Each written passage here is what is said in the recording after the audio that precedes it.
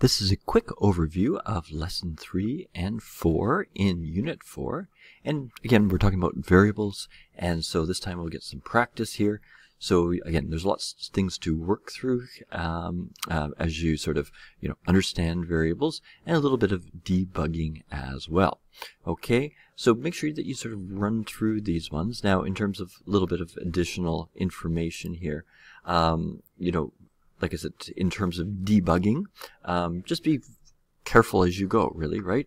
So you can do a few things, right? You can slow down the run speed. So on here, you can, set the turtle or a rabbit. So slow that down closer to the turtle. You can put some console.logs in, and that lets you see the in-between values. Okay, that's often useful.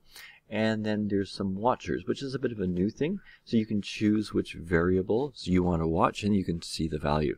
So it sort of updates in quote-unquote real time there. You don't have to print them out necessarily. So almost that console.log and the watch, they can kind of, this watch can take the place of that. Although you might always want to see, is this line of code running? So a console.log works out well there. It also talks a little bit about local versus global variables. Basically, global variables you can access anywhere in your code. Local variables are specific to usually a function. And so what they're trying to say here, and we're going to look at it a little bit later on too, but that you just want to make sure that you make all those local all the variables global, and try to avoid the global variables. We'll talk more about that when we get to functions, but like I said, you want to sort of declare them up here, not inside the events, okay? So for the moment, we'll do that. So just keep that in mind. The other one, so 4.4, this one is more of something for you to do. So you're going to have a sort of a sample program, and you basically have to recreate it, okay?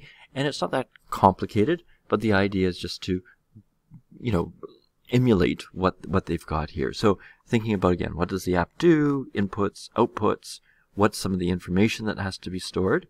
And then there's an activity guide here. Let me just see here. I'll just pause. And so once you've opened it up, this is not really a design thing. This is just for you to analyze it and then recreate it, like I said. So what are some of the elements that you would need? And those are the questions, again, that I just sort of mentioned about how it works. So, figuring out what elements you're going to need, what kind of variables you'll need. And as you work through here, writing the code, it gives you a few hints as to what you might want to do.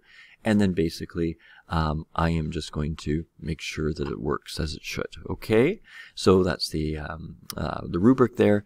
And again, as long as it works as the sample does, you shouldn't have a problem. So, like I said, basically, you learn sort of about variables in lessons 1 and 2. Lesson 3, you're sort of getting more familiar with them, using them, learning how to debug them. And then lesson 4, you're sort of applying it. So good luck with that. And hopefully it's not too challenging to recreate that app.